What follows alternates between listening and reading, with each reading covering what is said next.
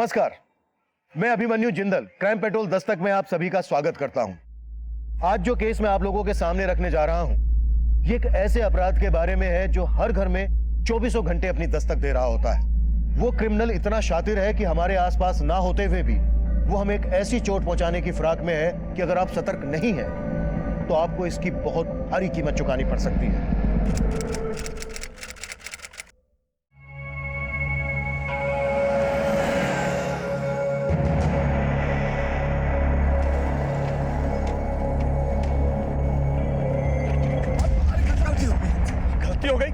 Cycle चढ़ाने से नहीं मरेंगे हम।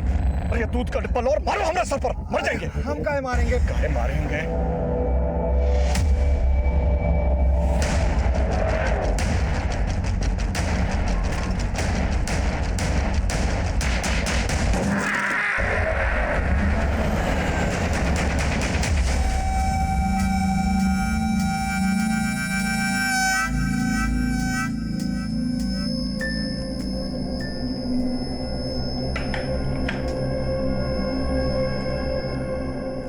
पूरा दिन ये लड़की फोन पे लगी रहती है, पता नहीं क्या करती रहती है। आपसे बात कर रहे हैं हम।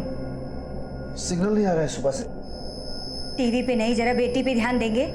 इसके लक्षण कुछ अच्छे नहीं लग रहे हैं। हाथ से निकल जाएगी ना तब पता चलेगा आपको। सरला, आजकल के बच्चों को बड़े तरीके से समझाना पड़ता है, हम देख लेंगे। आपके इसी स्वभाव की वजह से ना एक दिन लड़की हाथ से निकल जाएगी, तब पता चलेगा आपको। देखा, फोन पे भी ना लाक लगा रखी है जिसे जान ना पाए किससे बात कर रही है, क्या कर रही है। सुन रहे हैं? ये क्या कर रही हो आप? 2 मिनट बाथरूम क्या चले गए? आप हमारा फोन चेक कर रही हैं? बिना पूछे आप हमारे फोन को हाथ मत लगाया करो। देखा कैसे बात कर रही है। अस्मिता, ऐसी बात करते हैं अपनी मासी? सुनो तो, अरे कहाँ जा रही हो? हाँ सुनो, अरे सुनो तो अस्मिता, अरे खाना ठंडा हो रहा है, खाना खा लो पहले। अस्मिता, अस्मिता। The number you have called is currently not reachable. Please try again later. Thank you. ये अच्छा है, कोई भी किसी को ब्लॉक कर देता है।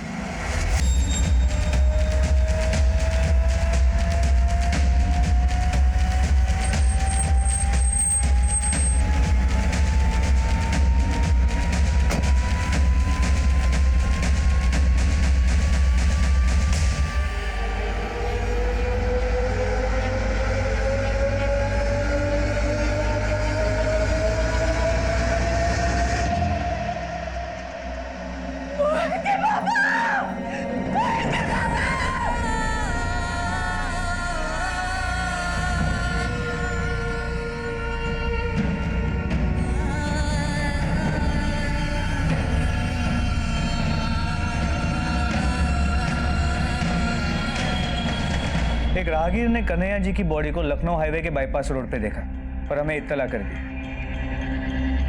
हम वहां पहुंचे, बॉडी को चेक किया तो हमें उनका आई कार्ड मिला, पर हमने आप लोगों को इत्तला कर दिया।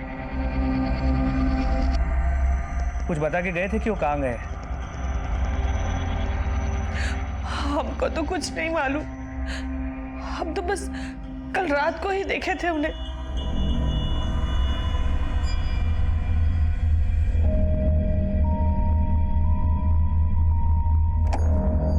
पापा चलो खाना खा लो।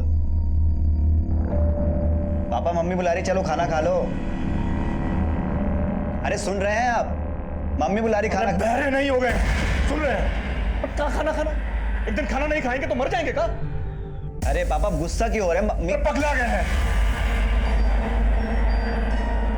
सारा जिंदगी निकल गया, अब इस उम्र में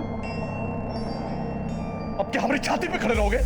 निकलो, नहीं खाना हमको खाना।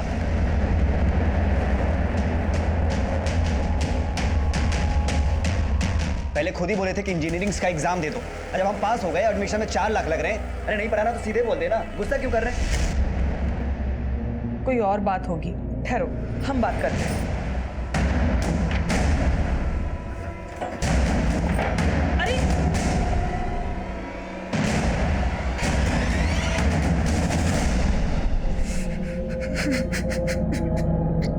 सुबह गए तो वो थे ही नहीं। मोहित के पापा,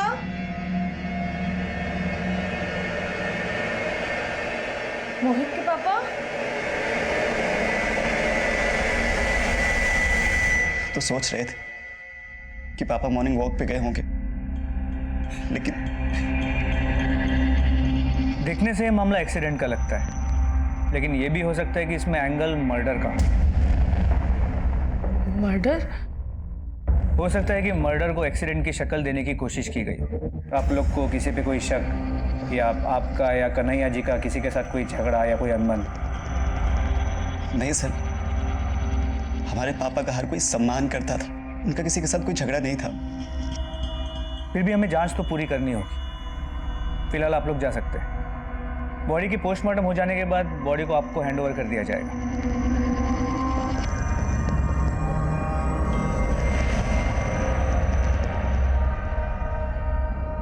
सर मैंने क्राइम सीन का एरिया भी चेक किया, वहां कहीं सीसीटीवी भी नहीं मिला। पर कन्हैया जी की फैमिली को भी किसी पे कोई शक नहीं है। फिर भी हमें हर एंगल को टटोलना होगा। कन्हैया जी के सभी जान पहचान वालों से अच्छे से पूछताछ करो, और जहां हमें बॉडी मिली थी वहां जाके चेक करो, शायद कोई आईविटनेस मिल जाए। सर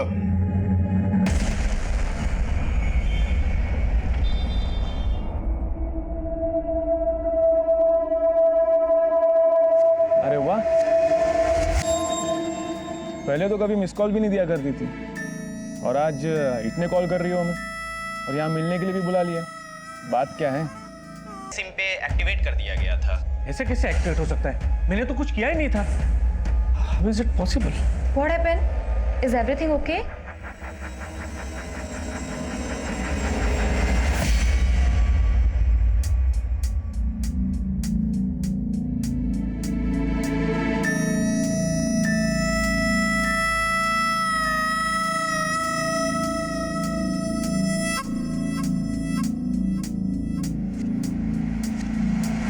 कन्हैया जी की लाश कल सुबह जिस रोड पे मिली थी, उस समय ये वहां पे मौजूद थे।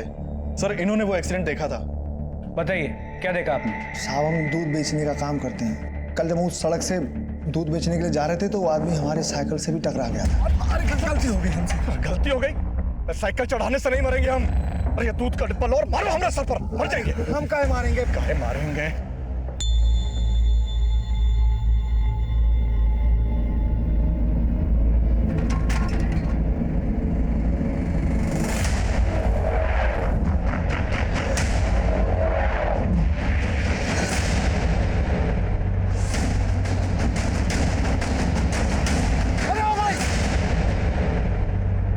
क्या तुम्हारा मतलब है कि कन्हैया जी ने आत्महत्या की है? हाँ साहब। हमें क्यों नहीं इन्फॉर्म किया? साहब, हम 100 नंबर पे फ़ोन करने वाले थे, लेकिन वो हादसा हमारी आंखों के सामने हुआ तो हम बहुत घबरा गए थे साहब। लेकिन आज ये साहब को जब हम पूछताछ करते हुए देखे तो हमको लगा सच बता देना चाहिए। उस बस का नंबर देखा था? नहीं साहब। ठीक है, तुम जा सकते हो, लेकिन अगर ज़रूरत पड़ी तो तुम्हें वापस बुलाएंगे, और अपना नंबर और एड्रेस इनके पास लिखा देना। जी साहब।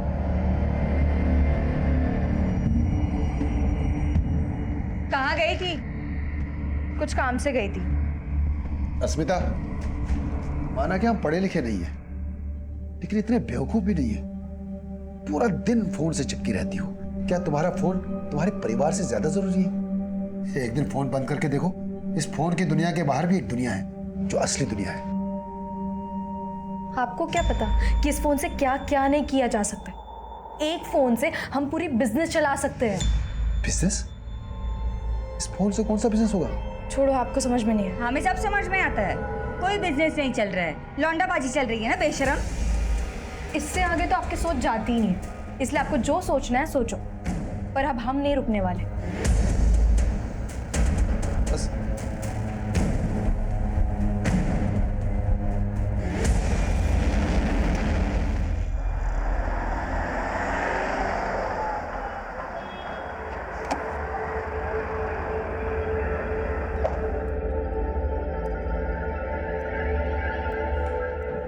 अरे सोहम जी, आइए आइए, बैठिए। कैसे हेल्प कर सकता हूँ आपकी? मिस्टर बुकले, आप प्लीज तुरंत मेरा अकाउंट चेक कीजिए। I am not able to use net banking. Actually मैं मोबाइल, आप प्लीज चेक कीजिए। आपके अकाउंट से लगभग कल रात को 6 ट्रांजैक्शंस हुए हैं, ऑनलाइन ट्रांजैक्शन। 6 ट्रांजैक्शंस? जी। लगभग 1,60,00,000 डिडक्ट हुए हैं आपके अकाउंट से। ये देखिए।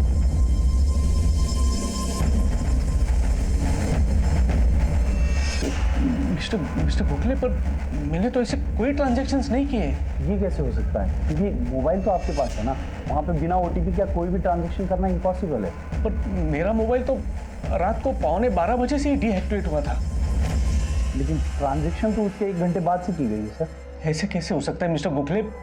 अपनी सिम डीएक्टिवेट करने की रिक्वेस्ट डाली थी, उसके बाद आपका सिम डीएक्टिवेट करके एक दूसरे नए सिम पे एक्टिवेट कर दिया गया था।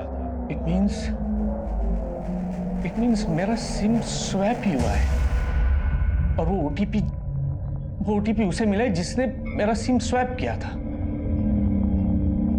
I need this money back in my account mister Gokhale. Sorry sir, but we can't help you, but we understand your concern. मैं एक काम करता हूँ, मैं आपको एक लेटर टाइप करके देता हूँ। जिन अकाउंट्स में पैसे ट्रांसफर हुए हैं उनकी सारी डिटेल्स उसमें होंगी सर।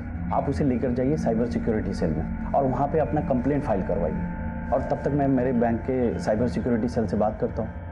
Please please.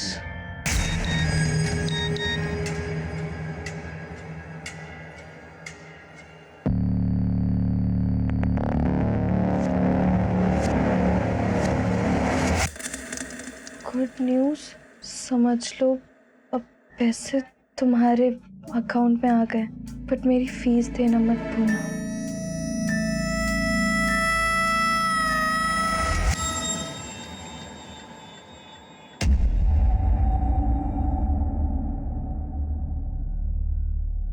आपके अकाउंट से 1,60,00,000 रुपए जिन अकाउंट्स में ट्रांसफर हुए वो सभी अकाउंट्स फेक आईडी से खोले गए थे और इस वक्त सारे अकाउंट्स क्लोज हो चुके हैं। तो फिर मेरा पैसा कैसे रिकवर होगा? इसके लिए हमें आपकी सारी एक्टिविटीज चेक करनी होगी। आपके मोबाइल कॉल्स, आपकी ऑनलाइन शॉपिंग, आपकी मोबाइल बैंकिंग, सब कुछ एग्जामिन करना होगा। एक्चुअली कहीं ना कहीं आपकी डिटेल्स लीक हुई हैं। शायद ये भूल आपसे भी हुई हो। कैसी भूल सर? सर, गोरखपुर के कन्हैया तिवारी नाम के आदमी के साथ भी 6 लाख रुपए का फ्रॉड हुआ, जिसके बाद उसने सुसाइड कर लिया। ये केस हमारी ब्रांच में आया है सर। सर, मैं ये सब क्या सुन रहा हूं? अब आप लोग को ये लग रहा है कि पापा ने सुसाइड किया था? मोहित, पोस्टमार्टम रिपोर्ट से तो यही बात सामने आई कि कन्हैया जी की मौत की वजह एक्सीडेंट है और वो बस के सामने खुद कूदे थे। इसका हमारे पास आई विटनेस है, पर उन्हें ये कदम लेने के लिए उकसाया गया था। किसने उकसाया था?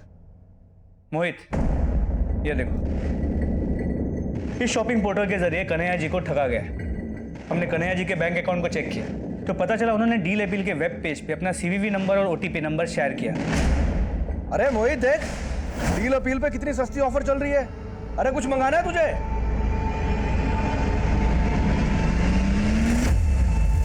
और उनके अकाउंट से 6 लाख रुपए ट्रांसफर किए। 6 लाख? हाँ, कन्हैया जी के अकाउंट में अब सिर्फ 1,013 रुपए। लेकिन सर, ये डील अपील जैसे रेपुटेड, दरअसल ये डील अपील की फेक वेब पेज है, क्योंकि डील अपील के ओरिजिनल वेब पेज पे यहाँ पे कोई टोल फ्री नंबर नहीं है। सर, हमने सोहम की पिछले महीने की डिजिटल एक्टिविटीज को चेक किया। सर, पिछले हफ्ते ही सोहम ने एक लिंक पर क्लिक किया था। ये देखिए सर, ये लिंक एक मेल के थ्रू भेजा गया था जिसमें एक बिजनेस लोन का ऑफर था। सोहम को लगा कि ये लिंक बैंक ने भेजा है, इसलिए उसने इस लिंक पर क्लिक किया। सोहम, क्या कर रहे हो तुम? चलो हाँ हेलो, क्या तुमने वापस से अपना शॉपिंग करना शुरू कर दिया? मैं बोर्ड रूम में और मैसेज चले आ रही है मुझे। तुम मेरे कार्ड को किस तरह से इस्तेमाल करती हो, सोचती हो तुम इसके बारे में? मतलब पैसे मेरी खुशी से बढ़ के है? यार, तुम्हारी खुशी के लिए मुझे रास्ते में नहीं आना है। क्यों? तुम क्या इतने गए गुजरे हो? तुमको कमाना भारी पड़ रहा है तो मुझे भी जॉब करने देते। मुझे ना ये ताने मत दिया करो। हाँ, तो मुझे भी रोक टोक पसंद नहीं है। मुझ पे फ्रस्ट्रेशन निकालने से बेटर है तुम अपने ऑफिस के काम में दिमाग लगाओ।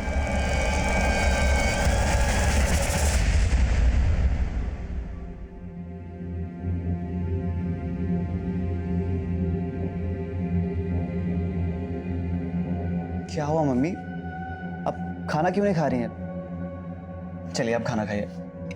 सारी जिंदगी पाई पाई करके जोड़े थे सब, और वो धोखेबाज ने। हमको भी समझ नहीं आ रहा है कि पापा हमको क्यों नहीं बताया कुछ। माना कि पैसा चला गया, पर हम भी तो थे, पर गलती तो हमारी भी थी। कि उस दिन हम समझ नहीं पाए कि वो हम पे उस फोन वाले पे गुस्सा कर रहे थे। अरे पापा गुस्सा क्यों हो रहे हैं? पगला गए, सारा जिंदगी निकल गया अभी इस उम्र में। हमें पापा की बहुत याद आ रही है। हमें समझ नहीं आ रहा कि वो ऐसा क्यों किया। मत रो, मत रो। वो हम सब से इसलिए मुंह मोड़ लिए कि तुझे इंजीनियर बनाने का जो सपना। नहीं माँ, हम उनका सपना कतई पूरा नहीं करेंगे। दिल दुखाया वो हमारा, लेकिन हम उनकी मौत का बदला जरूर लेंगे।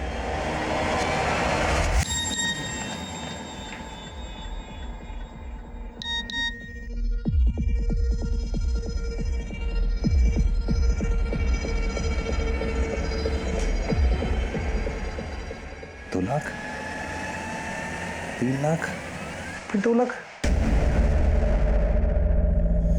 ज्योति ने 7 लाख रुपए ट्रांसफर किए।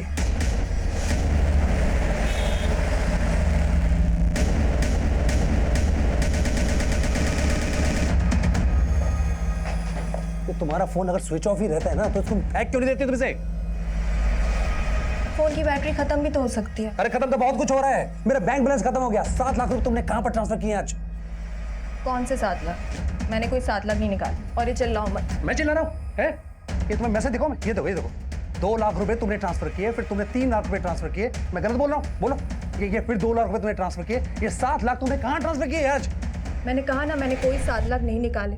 और पछता तो मैं भी रही हूँ। कोई फ्रीडम ही नहीं है। एक तो तुम्हारे लिए मैंने अपना जॉब छोड़ा ताकि अपनी बच्ची की अच्छी परवरिश कर। ये बेकार की बातें मत करो। तुम मुझे सिर्फ इतना बताओ कि ये 7 लाख रुपए तुमने मुझसे बिना पूछे इस तरह से ट्रांसफर क्यों किया और कहां पर यूज किया तुमने ये? मैंने कहा ना, मैंने कोई 7 लाख नहीं निकाला तुम्हारे। ठीक है, मैं जाके पुलिस FIR लॉन्च कर रहा हूँ। पुलिस वाले अपना पता लगा लेंगे कि किसने 7 लाख रुपए निकाले।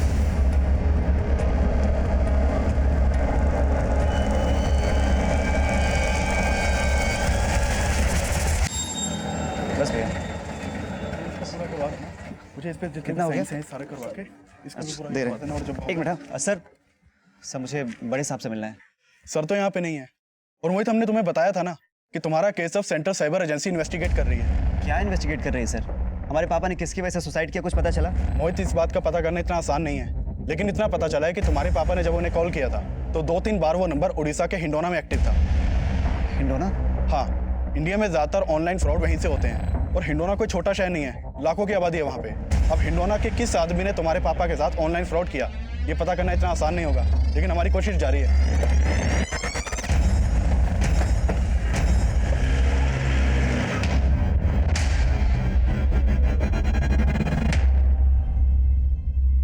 सर, ये 7 लाख रुपए जो मेरे बैंक से चले गए हैं, इसका एक OTP मेरे मोबाइल में आया था सर, लेकिन मैं बिजी था तो मैं उसको चेक नहीं कर पाया। बाद में एक और मैसेज आया सर, उसके बाद मेरा ध्यान गया कि ऐसे 3 मैसेजेस मेरे पास आए हैं जिसमें एक एक करके टोटल 7 लाख रुपए मेरे अकाउंट से ट्रांसफर हो गए सर, मुझे ये ट्रांसफर नहीं करना था और मैंने OTP किसी के साथ शेयर भी नहीं किया था, तो ये ट्रांजैक्शन कैसे हो गए सर?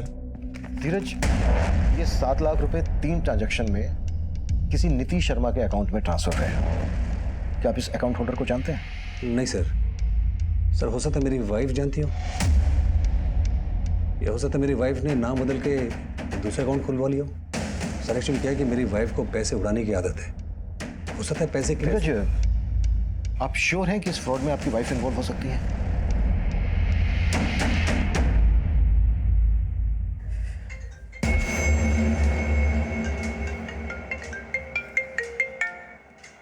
हेलो, पैसे आ गए अकाउंट में?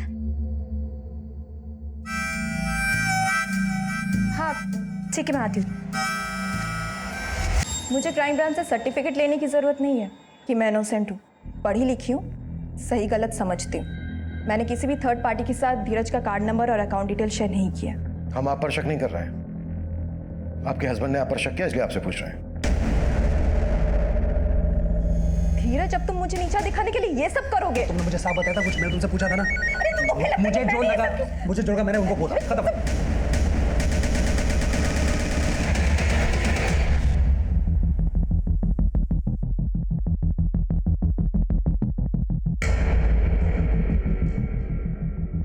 धीरज, आपको गलतफहमी हुई है। आपके अकाउंट से 7 लाख रुपए जिस अकाउंट में ट्रांसफर हुए हैं वो अकाउंट एक्चुअली आपकी वाइफ ज्योति को बिलोंग ही नहीं करता है और इस वक्त वो अकाउंट क्लोज भी हो चुका है। अब हो गई तसल्ली? धीरज, हमें आपका मोबाइल चाहिए।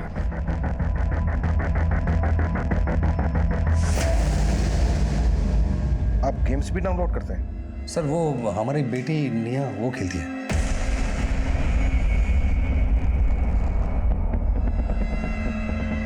अच्छा एक बात बताओ अंकल को,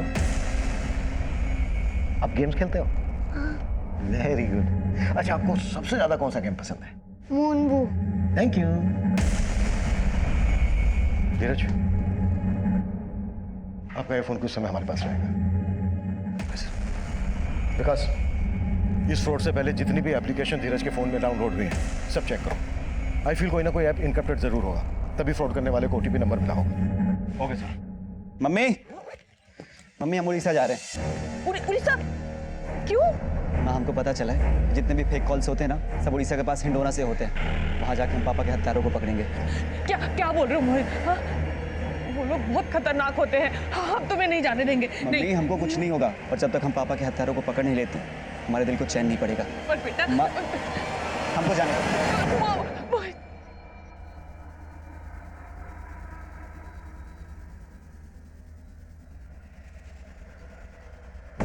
So I was correct. Thank you.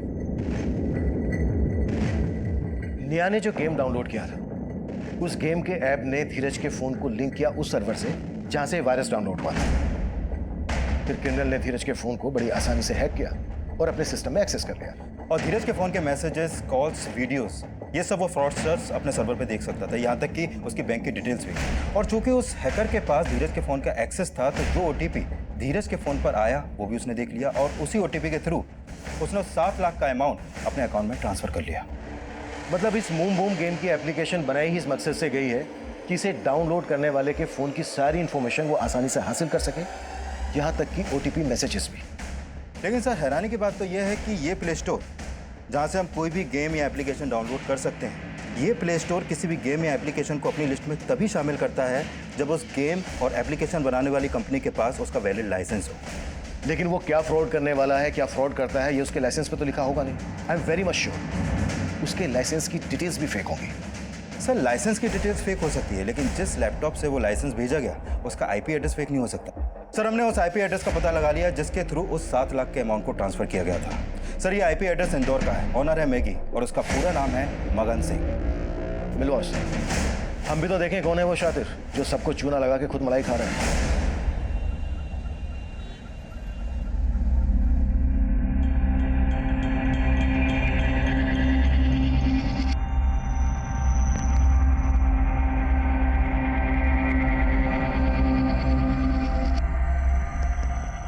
भैया एक चाय देना। जी ये लीजिए।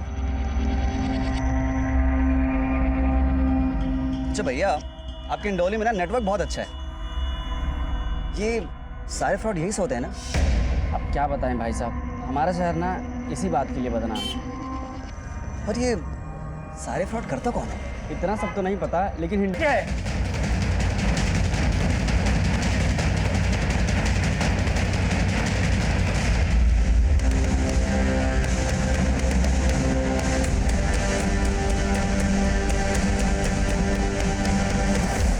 भैया मुझे आप लोगों की हेल्प चाहिए थी। कैसे हेल्प चाहिए? मैं एक ऐसे लड़के को ढूंढ रहा हूँ जो कि लोगों को फेक कॉल्स करके उनके अकाउंट्स को खाली कर देता है, जो कि फेक वेब पेज से ऑपरेट करते हैं। मेरे पास उसका नंबर भी है।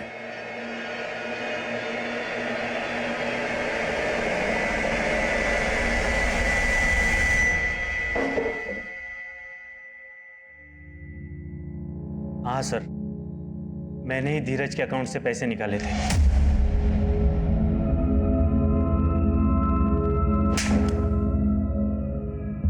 जिन लोगों को तू टारगेट करता है उनका प्रोफाइल तेरे पास आता कहां से है? कैसे शॉर्टलिस्ट करता है? सर इस काम में मुझे बैंक एग्जीक्यूटिव्स मदद करते हैं। Bank executives?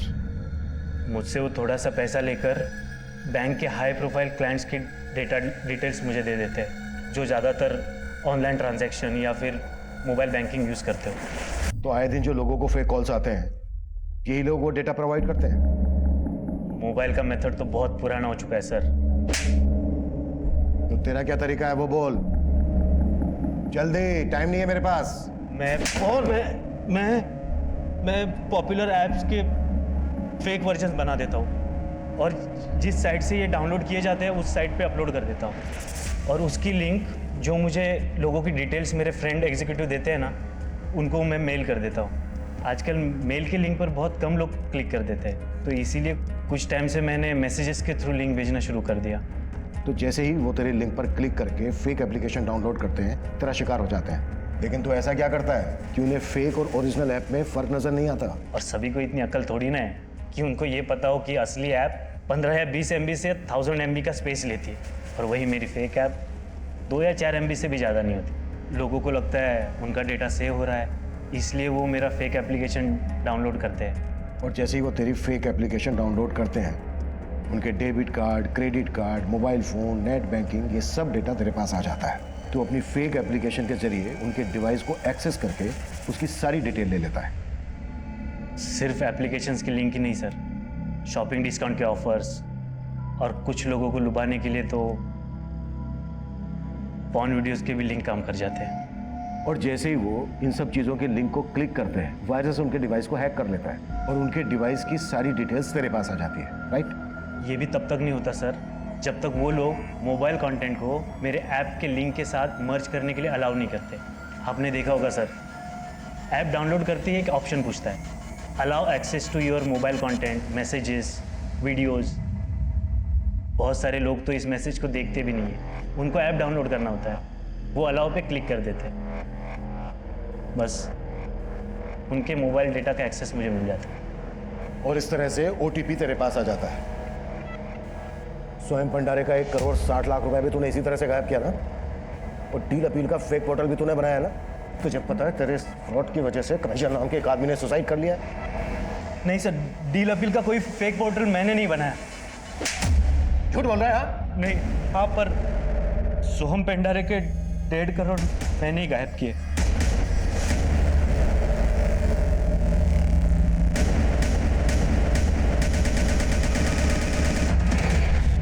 एक क्लिक, सिर्फ एक क्लिक को अलाउ करने से आपकी जिंदगी बर्बाद हो सकती है। इसलिए किसी भी लिंक को अलाउ करने से पहले यह जान लेना बेहद जरूरी है कि कहीं वो लिंक फ्रॉस्टर्स के द्वारा बनाया गया तो नहीं है, जो आपके मोबाइल को हैक करके आपकी बैंकिंग कॉन्फिडेंशियल डिटेल्स जान सकता है। जब भी इस तरह के लिंक्स आपके फोन पर मेल या मैसेज के थ्रू आए, तो डायरेक्टली कभी भी उन्हें अपने फोन से ओपन ना करें, पहले किसी दूसरे डिवाइस से चेक करें, क्योंकि मैगी उर्फ मगन जैसे लोग कब आपको कंगाल कर दें, इसका एहसास होने से पहले आप अपना सब कुछ गंवा चुके होंगे। मैगी के बयान के आधार पर हमने उन बैंक एग्जीक्यूटिव्स को अरेस्ट कर लिया था जो उन्हें कस्टमर्स की डिटेल्स और ईमेल आईडी देते थे। धीरज और सोहन के केसेस हमने क्रैक कर लिए थे, लेकिन कन्हैया का केस हमें अब भी उलझा रहा था। डील अपील के फेक पोर्टल पर उन्हें चीट करने वाला अब भी हमारी पहुंच से दूर था, लेकिन अब जो हमारे सामने आने वाला था वो फिर से हमें हैरान कर देने वाला था।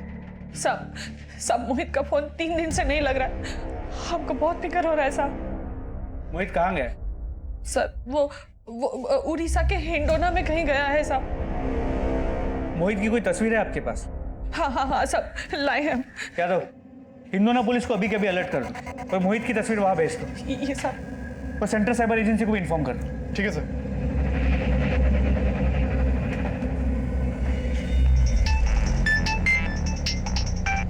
अनवर,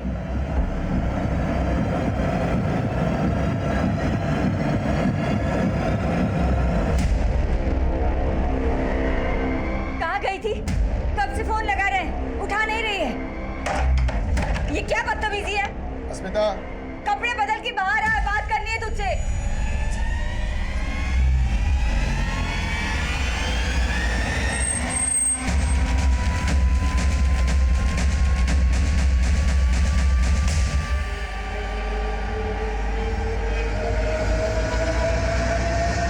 अस्मिता, अस्मिता, अस्मिता,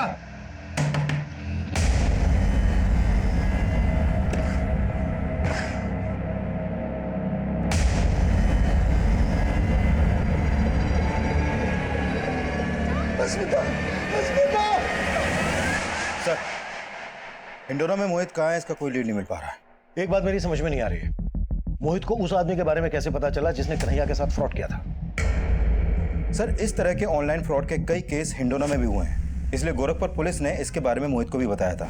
अब हिंडोना के किस आदमी ने तुम्हारे पापा के साथ ऑनलाइन फ्रॉड किया, ये पता करना इतना आसान नहीं होगा। हो सकता है मोहित जोश जोश में वहां पर चला गया और उसने अपनी जान खतरे में डाल दी। लेकिन हेलो, जय हिंद सर, पीआई अनवर बोल रहा हूँ, गोरखपुर पुलिस स्टेशन। हाँ अनवर बोलो। सर, कन्हैया जी की तरह ही हमारे पास एक और सुसाइड का केस सामने आया और इस केस में विक्टिम एक लड़की है, अस्मिता। कन्हैया जी की तरह ही ये भी एक ऑनलाइन फ्रॉड का शिकार हुई है। कैसा फ्रॉड? जब हमने इसका मोबाइल चेक किया तो पता चला ये एक ऑनलाइन गेम खेल रही थी, केबीए। जी सर, इसका फुल फॉर्म है कौन बनेगा अरबपति। लगता है कि एक नया ऑनलाइन फ्रॉड है जिसमें लोगों को भारी रकम जीतने की लालच देके ठगा जा रहा है। एक्चुअली अस्मिता अपने पिता का अकाउंट ऑपरेट करती थी क्योंकि उसके माता पिता उतने पढ़े लिखे नहीं, और उसी अकाउंट से उसने करीब 3 लाख रुपए गवा दिए क्योंकि उन फ्रॉडस्टर्स के पास उसके अकाउंट का एक्सेस आ गया। और हैरानी की बात यह है कि उसके मोबाइल से हमें उसके कुछ इंटीमेट फोटोज और वीडियोस मिले जो उसने एक चंदर नाम के आदमी को फॉरवर्ड किए थे, और फिलहाल ये चंदर भी गायब है। लेकिन अस्मिता के इंटीमेट फोटो का इस ऑनलाइन फ्रॉड से क्या वास्ता? कहीं ऐसा तो नहीं है कि चंदर के जरिए अस्मिता इस ऑनलाइन फ्रॉड का शिकार बनी हो? सर, फिलहाल कुछ कह नहीं सकते। ठीक है, इस केस की सारी डिटेल्स मुझे ईमेल कर दो। विकास, कौन बनेगा अरबपति नाम का एक और ऐप बना है जिसके थ्रू लोगों के साथ फ्रॉड किया जा रहा है। इस ऐप के बारे में सब कुछ पता करो। Okay sir.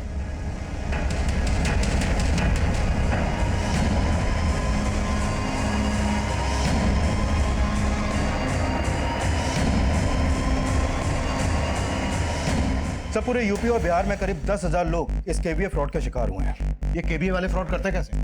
सर, सबसे पहले ये लोगों को क्वेश्चन आंसर्स के खेल से पैसा जीतने का लालच देते हैं, और जब लोग जीत जाते हैं तो उनको प्राइज मनी देने के लिए उनसे एडवांस टैक्स के नाम पर कुछ पैसा मांगते हैं। इनमें से कुछ लोग पैसा दे देते हैं और कुछ लोग नहीं देते। और सर, जो लोग पैसा देते हैं वो इन केबीए वालों के टारगेट लिस्ट में आ जाते हैं जिनके साथ ये फ्रॉड कर सकें। और फिर केबीए वाले विनर्स को एक बड़ी रकम जीतने का लालच देते हैं। उनसे ये बोलते हैं कि अगर आपने गेम का दूसरा लेवल पार किया तो आप 50 लाख रुपए जीत जाएंगे, और फिर कैसे भी करके केबीए वाले गेम खेलने वालों को जितवा भी देते हैं। और यहाँ पर इनका दूसरा प्लान एक्टिव होता है।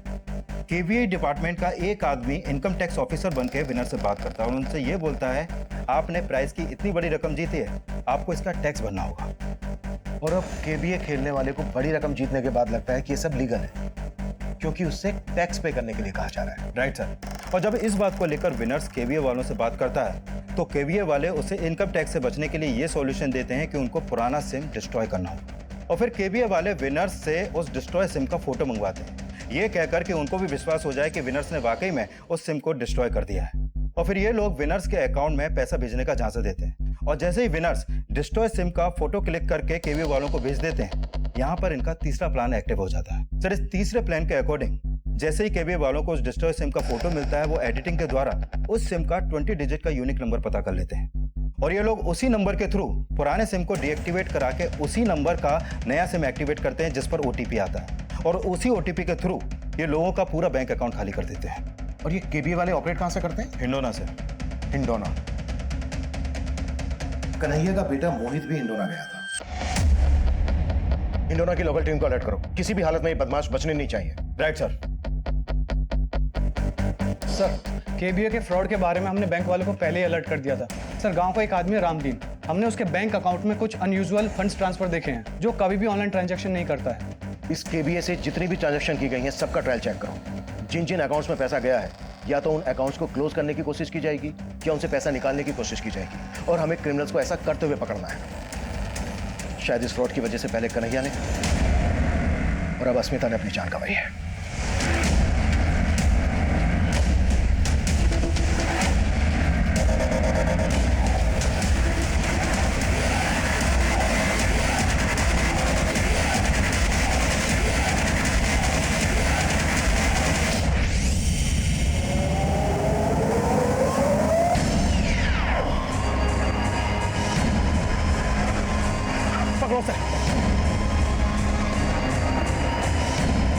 कोई अपनी जगह से नहीं लेगा, पकड़ो सबको फास्ट।